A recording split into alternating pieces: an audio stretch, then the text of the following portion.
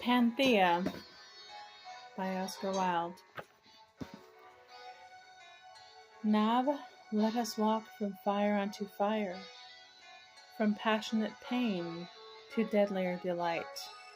I am too young to live without desire. Too young art thou to waste this summer night, asking those idle questions which of old man sought of seer and oracle, and no reply was told. For sweet, to feel is better than to know, and wisdom is a childless heritage. One pulse of passion, youth's first fiery glow, are worth the hoarded proverbs of the sage. Vex not thy soul with dead philosophy. Have we not lips to kiss with, hearts to love, and eyes to see? Dost thou not hear the murmuring nightingale, like water bubbling from a silver jar?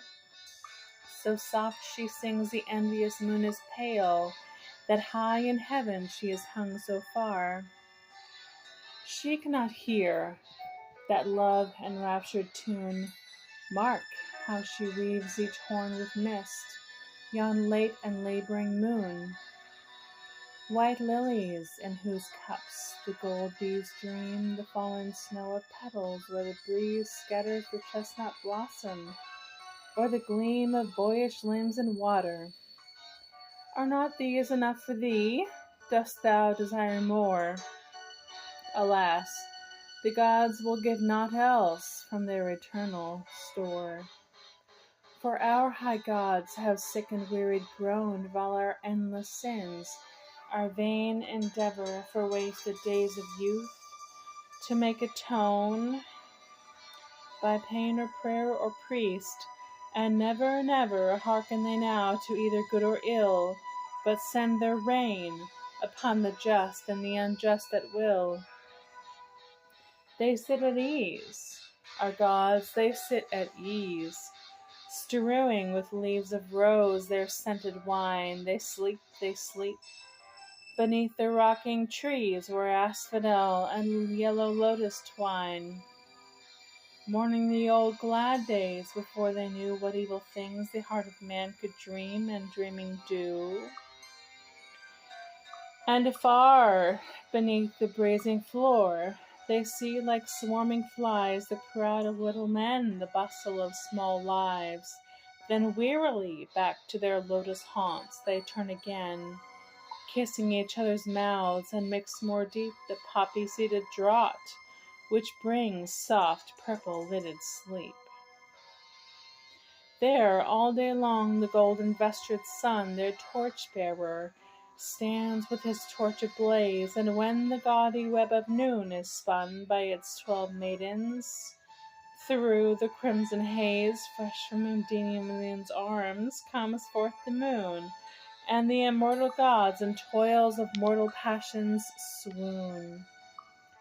There walks Queen Juno through some dewy mead, her grand white feet flecked with the saffron dust of wind-stirred lilies, while young Ganymede leaps in the hot and amber foaming must, his curls all tossed, as when the eagle bare the frightened boy from Ida through the blue Ionian air.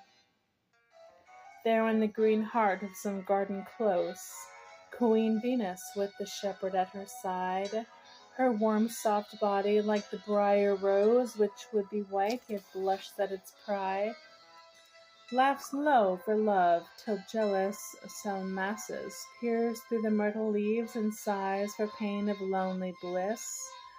There never does that dreary north wind blow, which leaves our English forests bleak and bare, nor ever falls the swift white-feathered snow, nor ever doth the red-toothed lightning dare to wake them in the silver-fretted night, when lie weeping for some sweet sad sin, some dead delight.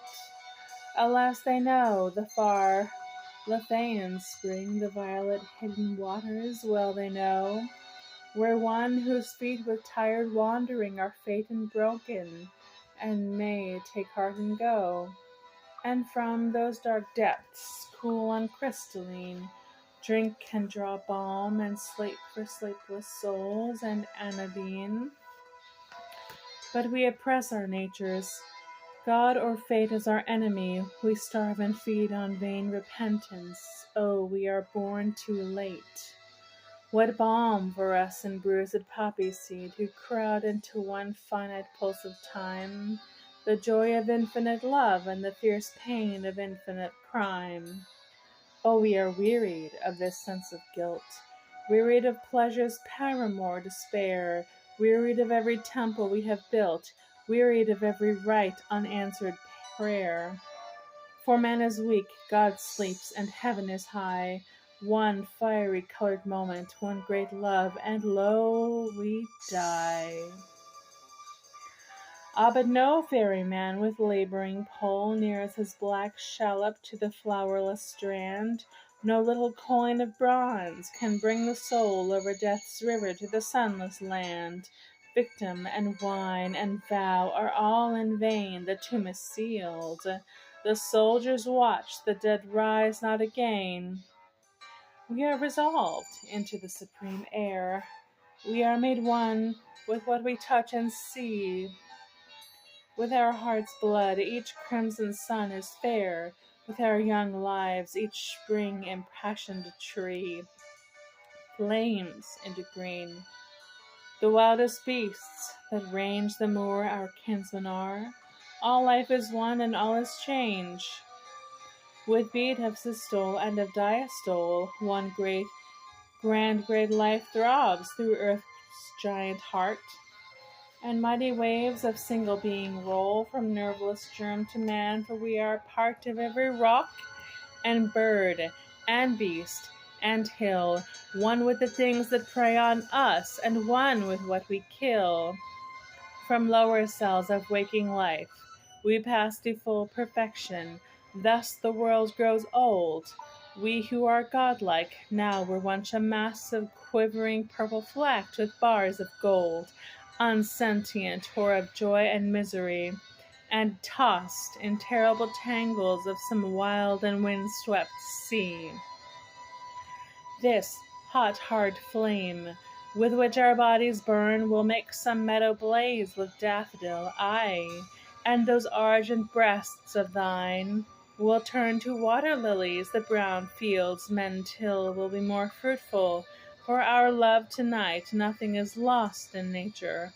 All things live in death's despair, despite the boy's first kiss, the hyacinth's first bell, the man's last passion, and the last red spear that from the lily leaps, the asphodel, which will not let its blossoms blow for fear of too much beauty, and the timid shame of the young bridegroom at his lover's eyes. These with the same one sacrament are consecrate. The earth, not we alone, have passions hymeneal. The yellow buttercups that shake for mirth at daybreak know a pleasure not less real than we do. When in some fresh blossoming wood, we draw the spring into our hearts and feel that life is good. So, when men bury us beneath the yew, thy crimson-stained mouth a rose will be, and thy soft eyes lush bluebells, dimmed with dew. And when the white narcissus wantonly kisses the wind, its playmate some faint joy will thrill our dust, and we will be again fond maid and boy. And thus without life's conscious torturing pain in some sweet flower, we will feel the sun, and from the linnet's throat will sing again, and as two gorgeous mailed snakes will run over our graves, or as two tigers creep through the hot jungle, where the yellow-eyed lions sleep, and give them battle. How my heart leaps up to think of that grand living after death, in beast and bird and flower, when this cup being filled too full of spirit bursts for breath, and when the pale leaves of some autumn day, the soul's earth's earliest conqueror becomes earth's last great prey. Oh, think of it. We shall inform ourselves in all sensuous life, the goat-foot fawn, the centaur, or the merry bright elves that leave their dancing rings to spite the dawn.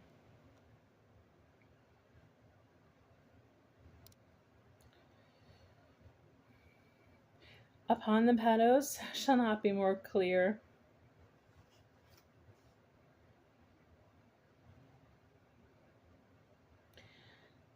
Upon the meadows shall not be more near than you and I to nature's mysteries. For we shall hear the thrush's heart beat, and the daisies grow, and the wan snowdrop sighing for the sun.